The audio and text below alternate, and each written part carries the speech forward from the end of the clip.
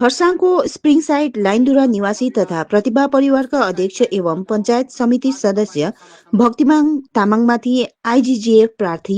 वन्दना राईले लगाएको आरोपको अहिले चौतर्फी निन्दा अनि विरोध भइरहेको छ। भक्तिमान तामाङ एक स्वच्छ छवि भएका निष्कलंकित समाज सुधारक व्यक्ति हुन् भने उनको व्यक्तित्व अनि उनको सामाजिक कार्यप्रति खरसाङ मात्र नभएर दार्जीलिङ जिल्ला, छिमेकी राज्य सिक्किम, आसाम, मणिपुर लगायत अन्य विभिन्न राज्य तथा छिमेकी देश नेपालतिर पनि निकै फैलिएको छ। आफ्नो गाउँका युवा भाइ बहिनीहरू तथा ससाना नानीहरूलाई सांगीतिक, सांस्कृतिक तथा सामाजिक कार्यमा प्रेरणा, प्रोत्साहन र सहयोग गर्दै विगत लामो समय अगाडि बढाएर लगिरहेका असल अनि सुन्दर व्यक्तित्वका धनी तामाङप्रति एक राजनैतिक प्रेरित भएर चुनावको दिन बेलुकी प्राय 6:30 बजी भएको एउटा घटनालाई लिएर आइजिजिएफ उम्मेद्वार वन्दना राईले भक्तिमान तामाङमाथि लगाएको मिथ्या र झुटो आरोप अनि लाञ्छनाको अहिले सबैले विरोध जनाउँदै खण्डन गरिरहेका छन्। यसै क्रममा आज यहाँको एक प्रतिष्ठित प्रतिभा परिवारका सम्पूर्ण सदस्य अनि प्रतिनिधिहरूले राईको उक्त आरोपको खण्डन गर्दै प्रतिवाद जनाएका छन्। परिवारको पक्षबाट नवीन शिवाले भक्तिमान तामाङ प्रतिभा परिवारका एक अध्यक्ष हुनुको साथै उनी यसै गाउँको शिरमा रहेको माता शीतला देवी मन्दिर सञ्चालन समितिका पनि अध्यक्ष हुन् भन्दै उनको यस क्षेत्रमा नाम जस्तै काम पनि रहेको जनाएका छन्।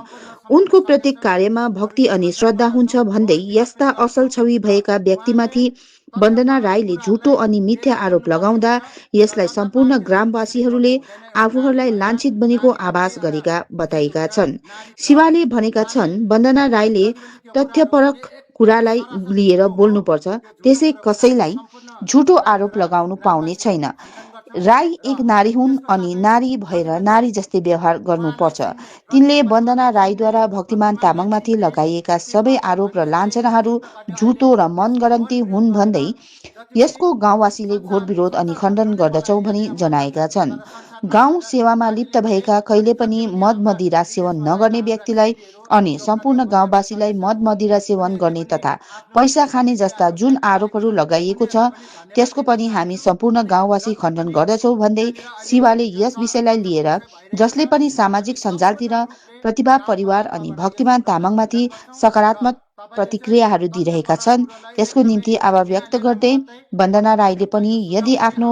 भलाइ र असल विचार राख्छन् भने यस प्रकारको बयान दिन बन्द गरून् भनी सुझाव पनि दिएका छन्।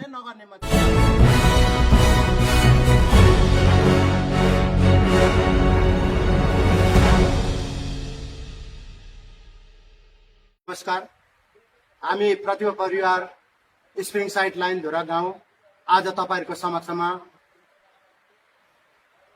एक दुई शब्द लिएर यहाँनिर उपस्थित भएका छौं र आज यो सम्पूर्ण स्प्रिङ साइड लाइन धुरा गाउँ एउटा चर्चाको विषय भएको कारणले गर्दाखेरि हामीलाई तपाईहरुको समक्षमा आउन कर लाग्यो र विशेष विगत 23 तारिखको दिन जुन चाहिँ चुनाव यो एमएलए चुनाव सम्पन्न भए बापत यहाँनिर हाम्रा त्यस एमएलएमा प्रतिद्वन्दी महोदय आएर यहाँनिर गाउँको विषयमा जुन प्रकारको एउटा हाम्रो प्रतिभा परिवारको विशेष पार्टी त तपाईहरुले एकछिन पर साथ दिनुहोस्,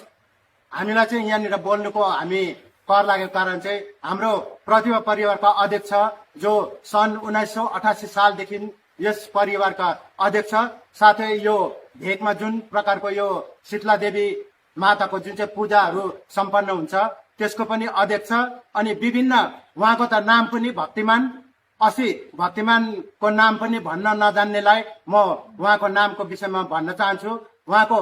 जस्तो नाम त्यस्तै काम र अहिले जुन प्रकारको चर्चा भइरहेछ त्यस विषयमा हामीलाई प्रतिभा परिवारको अध्यक्षलाई जुन प्रकारको मतपान गरेर ती प्रतिद्वन्दीलाई जुन प्रकारको अभद्र व्यवहार गरे भन्ने कुराको चाहिँ हामी सम्पूर्ण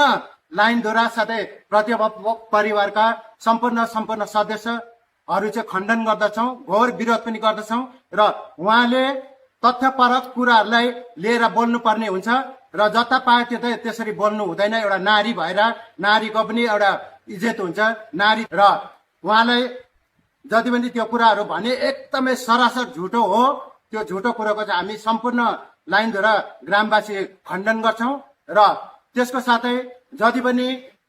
उहाँलाई चिन्ने, प्रतिभा परिवारलाई चिन्ने, भक्तिमानलाई चिन्ने व्यक्तित्वका धनीहरूले जुन प्रकारले अहिले त्यसको घोर विरोध गरेर जति पनि